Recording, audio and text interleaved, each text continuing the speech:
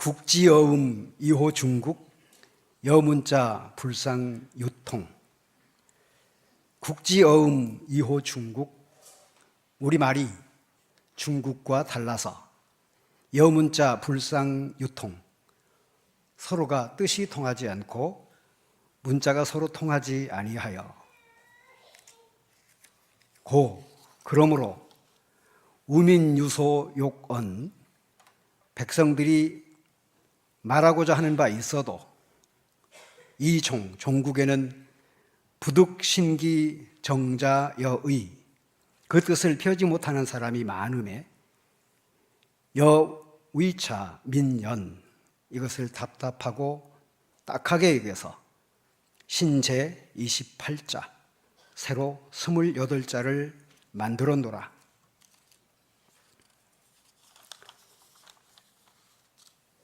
욕사인인 이습 원컨대 각자 쉽게 잘 배우고 익혀서 편어 일용이 용이하게 잘 썼으면 좋겠다.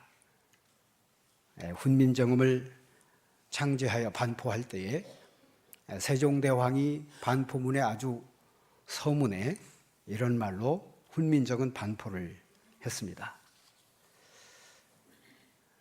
우리나라 말이 중국 것과 달라서 한자와는 전혀 다르기 때문에 백성들이 무슨 말인지 무슨 글자인지 서로 알지 못하여 서로 소통이 불가능하여서 안타깝게 여겨 나는 백성들, 즉 우민이 이 뜻을 잘 헤아려서 서로 의사를 잘 소통하고 나라의 평강과 또 백성들이 행복하게 살았으면 좋겠다 하여 새로운 문자 28자를 창제했다. 이것이 세종대왕의 뜻이라 그렇게 반포를 하고 있습니다. 세종대왕 뭐 더 얘기할 것이 없고 설명할 것이 없을 만큼 성군 중에 성군이었습니다. 아마 우리 역사 5천년 역사 중에서 성군이 누구냐 두말하지 않고 온 백성들을 한마디로 세종대왕 그렇게 이야기할 만큼 세종대왕은 성군 중에 성군이었습니다. 우리 글자 28자를 만들어서 반포를 했고 물론 상당히 오랜 기간 동안 쓰이지 못했습니다만은 그래도 우리가 이렇게 우리 말로 우리 글을 이용하여서 의사소통을 하게 된 것은 순전히 세종대왕의 어떤 노력의 결과다, 그렇게 볼 수가 있겠습니다. 세종대왕이 성군이다, 자타가 공인하고 있고요. 또 여론조사도 역시 마찬가지고요. 과연 왜 성군일까? 훈민정음, 우리 글을 만들어서 반포를 해서 그럴까? 물론 그 점도 있을 것입니다만은 성군 중에 성군이라는 가장 중요한 표현의 이유는 그는 백성들을 사랑한 사람이다. 훈민정음도 백성들을 사랑했기 때문에 만드는 거예요. 백성들을 사랑하지 않았다면 이런 글을 만들 이유가 없었겠죠. 어떻게 하면 이 백성들이 의사를 서로 소통하고 저 시골에 있는 사람부터 시작해서 한학자에 이르기까지 서로 뜻을 주고받는 그러한 문자로 의사를 소통하고 행복해질까? 백성들이 좀 평안해질까? 나라가 좀 평온해질까? 평화스러운 나라가 좀 만들어질 수는 없을까? 라고 하는 오직 한 가지 일념, 기득권층뿐만 아니라 저 백성들을 한 사람에 이르기까지, 시골에서 농사짓고 저 산골짜기에서 또 어촌에서 고기를 잡는 어부까지 한 가지 말로서, 한 가지 글로서 의사소통을 할 수는 없을까? 오직 백성들을 위한 일념 때문에 그는 훈민정음을 만들었습니다. 훈민정음을 만들고자, 아니 훈민정음을 만들어서 성군이 아니라 백성들을 사랑하는 마음이 있어서 그는 성군이었다 하는 거죠. 사실 여기 등장하는 용어 중에 우민이라는 말이 있어요. 백성들을 향해서 아무리 임금이라도 쉽게 쓸 수 없는 이야기입니다. 백성들이 우둔하다, 아둔하다, 미련하다, 그런 뜻 아닙니까? 성군의 말 중에 과연 백성들을 향해서 우민이라는 표현을 과연 할 수 있었을까? 저는 이 서문을 읽으면서 그런 생각을 했습니다. 아니, 과거에 세종대왕에 대한 이야기를 제가 읽은 적이 있어요. 어려서부터 왕이 되고자 그야말로 왕사를 통해서 엄청난 교육을 받았어요. 여러분, 모든 왕자는 다 마찬가지이지만 왕이 될 사람은 특별 교육을 더 시킬 거 아닙니까? 왕사를 통해서 굉장한 교육을 받았어요. 아주 오랜 고전부터 시작해서 새로운 어떤 문명까지 다 배웠을 거예요. 그런데 세종대왕도 모르는 글자가 너무 많았어요. 여기 표현되어 있는 우민이라는 말은 본인 자신을 포함해서입니다. 여러분들 역사를 읽다가 보면요, 세종대왕이 한글을 만들 때 가장 많이 반대한 그룹이 있는데 그게 한글을 만든 집단 집현전 학자들이었습니다. 다 기득권층이죠. 엄청난 한학자에다가 엄청난 유학자들입니다. 만들지 않아도 자신들은 아무 어려움이 없어요. 불편함이 없습니다. 아니, 만들어 놓으면 자신들의 위상이 더 깎일 가능성이 굉장히 많습니다. 왜? 자신들만 가지고 있는 기득권이 백성들에게 넘어갈 거 아닙니까? 이들도 글을 읽고 똑똑한 사람이 되면, 저들도 글을 읽고 똑똑한 사람이 되면, 여자도 글을 읽고 똑똑한 사람이 되면 곤란할 거 아니에요. 당연히 집현전의 한학자들이 철저하게 반대합니다. 그래도 세종대왕은 굽히지 않아요. 여러분, 세종대왕은 합병증 때문에 눈이 멀었었습니다. 날을 새면서 책을 읽었어요. 어떻게 하면 이 집현전의 학자들보다도 더 똑똑해져서 그들의 논리를, 그들의 주장을 꺾을 수 있을까? 오직 이 한 가지 관심 때문에 세종대왕은 밤을 새워서 책을 읽습니다. 공부를 합니다. 역사 공부, 한문 공부. 굉장히 많은 책을 읽으면서 밤을 지새우면서 자신의 지식을 넓혀갑니다. 그런 와중에 건강이 극도로 쇠약해져서 결국에는 눈이 멉니다. 그 정도까지 세종대왕은 백성들을 위해서 어떻게 하면 이 백성들이 의사소통을 자유롭게 할 수 있는 우리 글을 좀 갖게 할 수 있을까? 여러분, 한자는 수천 자가 아니에요. 수만 자가 아닙니다. 너무 많아요. 그렇게 엄청난 글을 배우고 읽었던 사람인 본인 자신도 모르는 한자가 너무 많은 거예요. 자신만이 아니라 사실은 한학자들에게 고전을 들이대도 못 읽는 글자가 너무 많아요. 그래서 그는 우민이라는 표현을 그렇게 쓴 거라 저는 그렇게 믿습니다. 여러분, 제가 우리 집사람을 안 낳은 여러 가지 동기가 있어요. 우리 집사람 괜찮지요? 네, 제가 봐도 괜찮아요. 괜찮았고 앞으로는 잘 모르겠어요.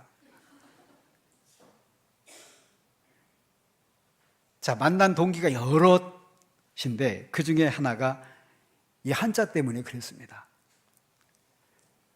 일이 제일 교회, 제가 13년 이상 목회했던 그 교회는 지금 100년입니다. 역사가.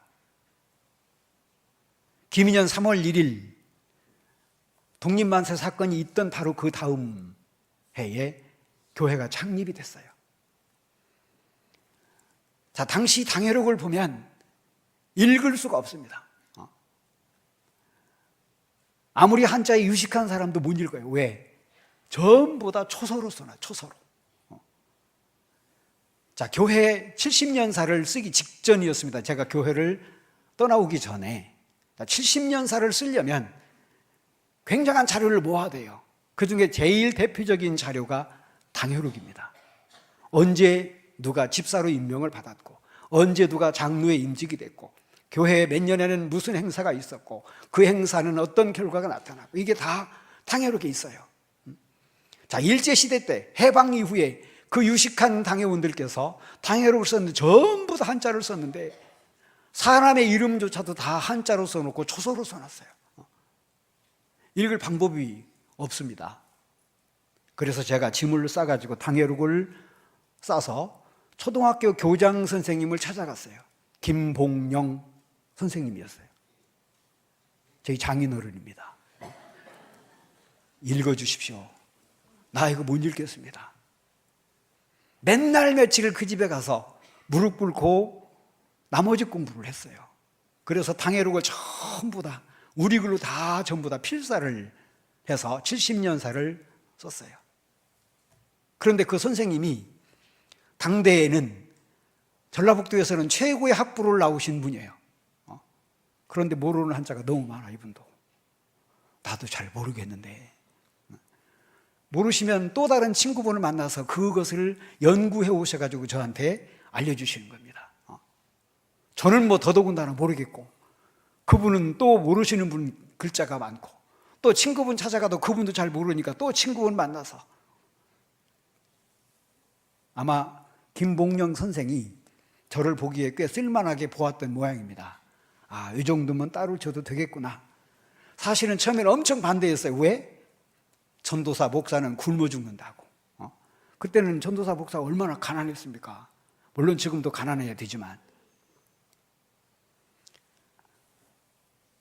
성군 중에 성군인 이유 중에 가장 큰 이유가 백성들에게 한자를 공급해서라기보다는 어떻게 하면 백성들이 우리 글을 쉽게 읽혀서, 쉽게 서로 뜻을 통해서, 어부들로 시작해서 저 농부들, 시골 구석에 살고 있는 산촌에 있는 어린 작은 아이까지도 우리 한글을 익혀서 어떻게 하면 의사소통을 잘해서 백성들이 다 평안하게 살 수 있을까? 그래서 한글을 만드는 거예요. 한글을 만들어서 성군이 아니고 백성들에게 행복한 삶을 보장해 주기 위해서 한글을 만들었어요. 순전히 백성들 편이었습니다. 집현전 사람들은 기득권층이기 때문에 절대 반대이지만 세종대왕은 전혀 생각이 달랐던 거죠. 자, 우리 성경에 보면, 이스라엘의 역사를 보면 세종대왕 못지않은 성군이 한 분 계십니다. 다윗 왕이에요. 얼마만큼 다윗이 성군이냐? 여러분, 이스라엘 국기는요, 하얀 판에다가 별 하나 그려놨어요. 우리보다도 훨씬 더 단순하고 간단합니다. 근데 그 별은 다윗을 상징하는 문자입니다. 오랜 과거에 3000년 전 사람이지만 다윗은 이스라엘 백성들에게 그 당시부터 시작해서 오늘날까지, 아니 앞으로 두고 성군 중에 성군 취급을 받을 수밖에 없었던 임금이 다윗이에요. 3000년이 지난 지금도요, 예루살렘에 가면 다윗이 3000년 전에 쌓았다는 그 성벽에다 대고 열심히 이스라엘 백성들이 기도합니다. 소위 말하면 통곡의 벽이에요. 얼마만큼 그 돌을 많이 만졌는지 돌이 반질반질합니다. 여러분 앞에 있는 탁자, 의자 앞에 있는 의자를 만져보면 굉장히 반질반질하잖아요. 이보다도 더 반질반질해요. 다윗이 쌓았다고는 그 성터에 가가지고 열심히 오랜 세월 동안 기도한 백성들이 수도 없이 그 바위덩이를 붙들고 기도하면서 묻은 손대, 그리고 그 손대 때문에 바위가 전부 다 닳았어요. 그 틈새에는 이스라엘 백성들이 오랜 세월 동안 기도의 소원을 써가지고 사이다가 껴놓은 것이 너무 엄청 많습니다. 빼지를 않아요. 100년 전 사람도 1000년 전 사람도 거기다가 껴놨어요. 그냥. 지금도 이스라엘 백성들은 그 통곡의 벽에 가서 하루에 2번씩 3번씩 기도합니다. 기도의 내용은 딱 하나, 다윗 시대의 영광을 지금 이 백성에게 다시 재현시켜달라는 기도예요. 다윗이 누렸던 위대한 그 위대함과, 다윗이 하나님을 찬양했던 그 아름다운 믿음과, 하나님으로 받은 그 엄청난 축복의 은혜를 지금 이 백성들, 자기 민족들, 자기 백성들에게도 다시 베풀어 달라는 영광의 재현을 위해서 통곡의 벽에 지금도 열심히 기도합니다. 자, 당시 다윗은 왜 성군으로 취급을 받았을까? 왜 당시 이후 지금까지 이스라엘 백성들에게 다윗은 성군 대접을 받을까? 여러분, 다윗을 왕으로 뽑은 사람은 사무엘이라는 선지자였습니다. 자, 그의 어머니는 한나이죠. 자, 기도로서 아기 낳지 못하는 여자가 주변 사람들로부터 괄시를 당하니 하나님 앞에 간절히 기도해서 아들을 얻었는데 그 아들이 사무엘이에요. 자, 그는 기도하기 전에 하나님 앞에 서약했습니다. 내게 아들을 주시면 하나님 평생 동안 이 아들을 하나님께 바치겠습니다. 그래서 그녀는 아들을 낳자마자 성전에다 내놔요. 그리고 성전 안에서 한 제사장으로 하여금 교육하게 합니다. 그 제사장이 엘리라고 하는 제사장. 자, 엘리의 지도를 받아서 사무엘은 어렸을 때 하나님의 말씀으로 열심히 자랍니다. 자, 그렇게 성자로 성장을 한 사람이 사무엘이에요. 그리고 그로부터 왕으로 선택을 받은 사람이 다윗이라는 사람입니다. 자, 사무엘이라는 선지자 이스라엘 백성들이 엄청 좋아했어요. 좋아하지 않는 사람이 없어요. 자, 그래서 거의 절대권을 이 사무엘이 가집니다. 왕을 선택하고 간택하는 권리까지 사무엘에게 다 주어집니다. 사무엘이 백성들한테 왕을 선택해서 내놓은 백성들은 무조건 박수로 받을 정도였습니다. 자, 그런데 당시 다윗이라는 사람이 나라를 통치하며 다윗은 한 가지 간절한 소원이 있었어요. 어떻게 하면 내가 하나님 앞에 더 큰 영광을 돌리고자 성전을 지을 수 있을까? 성전을 짓는 꿈이 다윗의 가장 간절한 꿈이에요. 왕이 되면서부터 시작해서 성전 짓는 것을 준비하기 시작합니다. 성경에는 다윗이 하나님의 성전을 짓고자 한 가장 중요한 이유는 하나님 앞에 영광을 돌리고자 라고 되어 있습니다. 그러나 그 이면에는 여러 가지 내막이 있어요. 다윗이 그럴 수밖에는 없었습니다. 왜? 여러분, 다윗이 이전의 시대, 제사장의 시대, 율법학자들의 시대, 소위 말하면 기득권 종교인들의 시대였었습니다. 사무엘 역시도 그 제사장의 손에 의해서 교육을 받았어요. 대표적인 제사장이 엘리라고 하는 제사장이었습니다. 자, 그런데 당시 엘리에게는 두 아들이 있습니다. 제사장 엘리에게 두 아들 홈리와 비느하스라고 하는 아들이 있었습니다. 근데 그 두 아들은 아버지의 그 우용과 제사장의 그 엄청난 권세를 이용해서 하나님의 성소, 성전이 있던 예배 장소를 성소라고 그럽니다. 다윗의 아들 솔로몬이 성전을 짓기 전에는 성소라고 호칭이 됐어요. 자, 작은 성소 안에서 제사장이 하나님 앞에 나가서 제사를 드립니다. 이스라엘 백성들을 대신해서 하나님 앞에 제사를 드려요. 제사를 드릴 때 엄청난 예물도 드리죠. 여러분들이 하나님 앞에 헌금을 드리듯이 예물을 드립니다. 자, 그런데 그 예물 중에 가장 귀하고 가장 소중한 것은 홈리와 비느하스가 인마이 포켓했습니다. 아버지의 권위와 아버지의 권세를 이용해서 홈리와 비느하스의 결과는 하나님으로부터 엄청난 징계를 받아요. 전쟁터에 나가서 비참하게 죽습니다. 자, 그 여파가 다시 엘리 제사장에게 돌아갑니다. 그래서 엘리 제사장도 목이 부러져 죽었다고 되어 있습니다.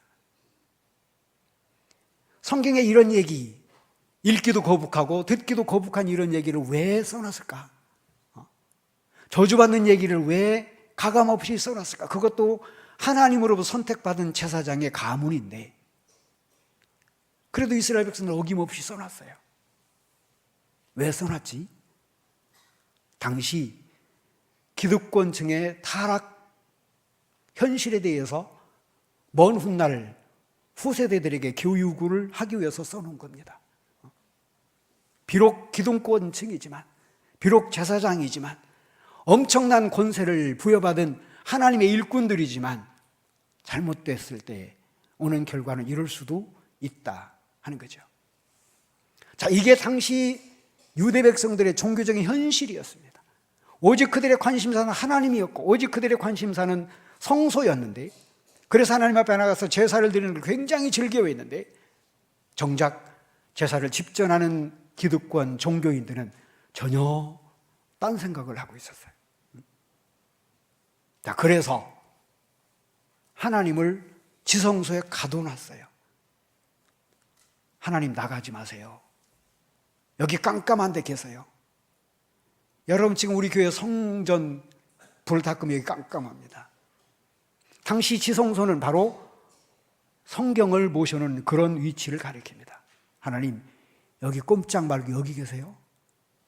나만 만나시고 제사장 우리만 만나시고 백성들은 모른 척 하세요. 내가 하나님의 뜻이라고 가서 얘기해 줄게요. 가서는 거짓말합니다. 거짓말한 대로 백성들은 하나님 앞에 제사를 드릴 때 제물을 가지고 나와서 나온 모든 제물들은 자신들이 다 입마에 붓게 또 합니다. 이게 당시 종교적인 현상이었어요. 나가지 마시고 꼼짝 마시고 여기 갇혀 계시고 우리만 만나주시고 깜깜한 데 계시고. 다윗이 그런 현실을 너무나도 잘 알아요. 그동안 이스라엘 백성들이 하나님으로부터 엄청난 징계를 받은 이유를 다윗은 너무나도 잘 알았어요. 그래서 성전을 짓고자 한 겁니다. 깜깜한 데 계시지 말고 밖으로 나오셔서 성전을 찾아오는 모든 백성들을 다 만나주시고 저들의 기도도 들어주시고 저들의 찬양도 받으시고 저들에게 말씀도 직접 선포해 주시고 하나님 나가세요 좀 밖으로.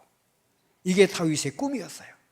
성전을 지으면 성전을 찾아오는 수없는 백성들이 하나님을 만날 것이니까 이걸 백성들이 굉장히 두려워합니다. 특별히 당시 종교 지도자들이 두려워합니다. 왜? 하나님 밖으로 나가면 큰일 나거든. 백성들을 하나님 직접 만나시면 큰일 나거든. 왜? 그동안에 거짓말했는데. 이게 다윗의 꿈이에요. 여러분들은 오늘 성경 말씀에 보면 솔로몬이 고백처럼 하는 말이 있어요. 하나님 캄캄한 데 계시겠다고 말씀하셨사오나 내가 성전을 졌사오니 하는 말이 등장을 합니다. 여러분 생각해 보세요. 하나님 왜 깜깜한 데 혼자 계세요? 하나님 깜깜한 데 계실 이유가 없습니다. 무소부재하셔서 어디든지 활활 구름 날개를 타시고 구름 소리를 타시고 바람 날개를 타시고 여기저기 천지사방에 돌아다니시면서 당신의 역사를 만들어내실 분이 하나님이세요. 그런데 소위 목사들이 하나님 여기다 가둬놨어요. 그 말을 솔로몬은 하나님 깜깜한 데 계시겠다 말씀하셨사오나 내가 성전을 졌어요. 나가세요. 이 말입니다. 그리고 솔로몬이 두 손을 번쩍 들고 백성들을 향해서 오늘 뭐라고 선포했어요? 백성들에게 축복하니 백성들이 그 앞에 서 있더라 그랬어요. 하나님과 백성들 사이를 직접 대면시켜 버렸어요. 이게 솔로몬입니다. 이게 다윗이에요. 자, 백성들은 그 하나님을 직접 만나기 시작했습니다. 아, 다윗은 성군 중의 성군이에요. 솔로몬은 성군 중의 성군이에요. 뿐만 아니라 직접 하나님을 만난 백성들의 삶에 활기가 돋기 시작해요. 하나님의 축복이 직접 내리기 시작하니까 백성들의 삶이 여기저기에서 생기가 돋고 부강함이 넘치고 또 평안함이 넘쳐나고 이게 솔로몬 시대에 이게 다윗 시대의 태평성대를 이룬 가장 중요한 동기입니다. 갇혀있던 하나님이 밖으로 나오셨어요. 백성들을 직접 만나시고 백성들과 소통하시고. 여러분 재미있는 거 하나 제가 물어볼게요. 요즘 우리 교인들 중에 1000번째 예물을 많이 드리십니다. 자, 1000번째는 솔로몬이 시작했어요. 자, 솔로몬의 아름다운 신앙을 본받고자 우리는 1000번째 예물을 드립니다. 1000번씩이나 어떻게 예물을 드렸을까? 쉬지 않고 그것도 3년 가까이 드려야 되는 제물인데 여러분 한 가지 물어볼게요.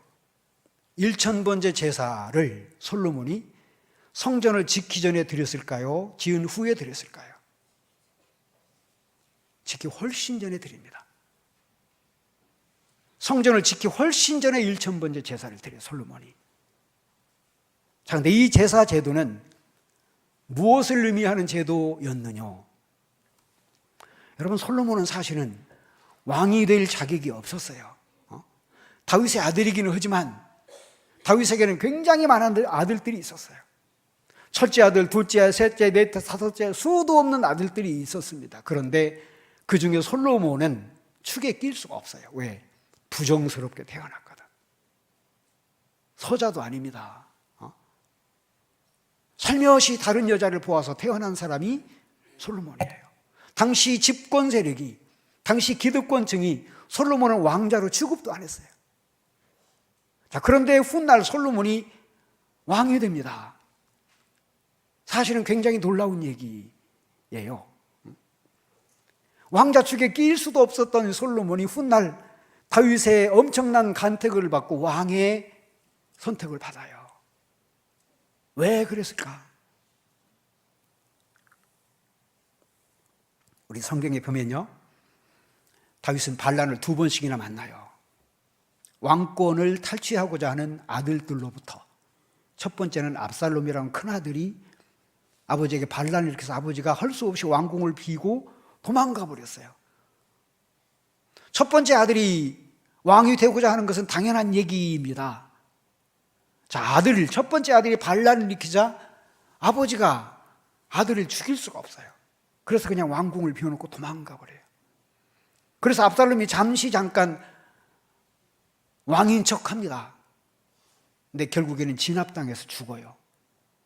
두 번째 아도니아라는 왕이 있었는데, 형이 죽었네, 이제 내 차례지. 역시 똑같이 반란을 일으켜요. 아버지가 또 도망갑니다.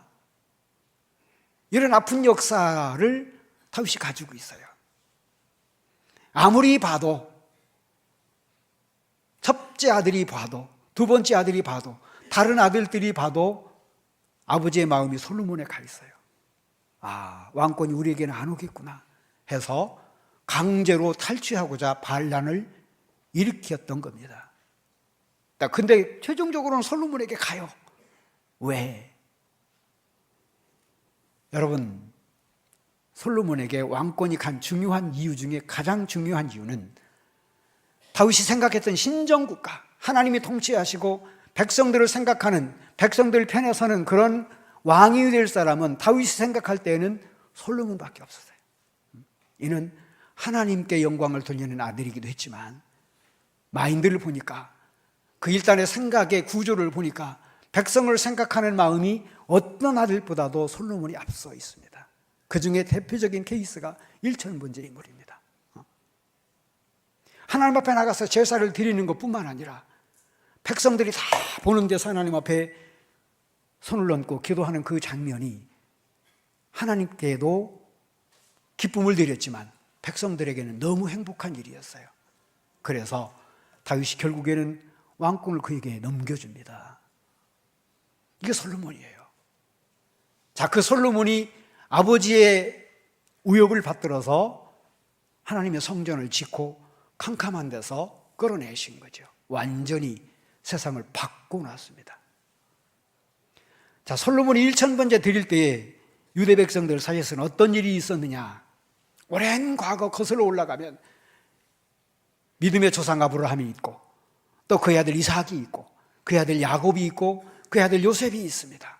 전통적인 신앙의 부족들이었어요. 전통적인 신앙의 선조들이었습니다. 자, 그들은 하나님 앞에 아낌없이 제사를 드렸고 아낌없는 예물도 드렸습니다. 대표적인 것이 10의 1조였습니다. 하나님이 어떻게 우리 제사를 잘 받으실까? 그래서 아브라함이 첫 번째 시도를 합니다. 내게 주신 재산 중에서 10분의 1은 하나님의 것이니까 하나님 받으세요. 아들 이삭도, 그 아들 야곱도, 또 그 아들 요셉도 대대손손이 그런 믿음의 전통을 가지고 있습니다.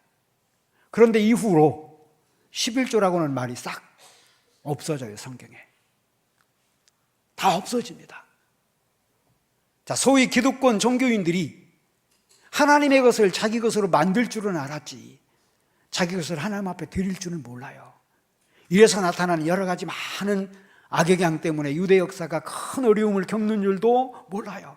이것을 비로소 늦게 깨달은 사람이 사무엘이었고, 이것을 비로소 깨달은 왕이 다윗이었고, 이것을 잘 알았던 사람이 솔로몬입니다. 그래서 11조보다도 훨씬 나은 제사를 하나님 앞에 드린 제사 제도가 일천번제입니다.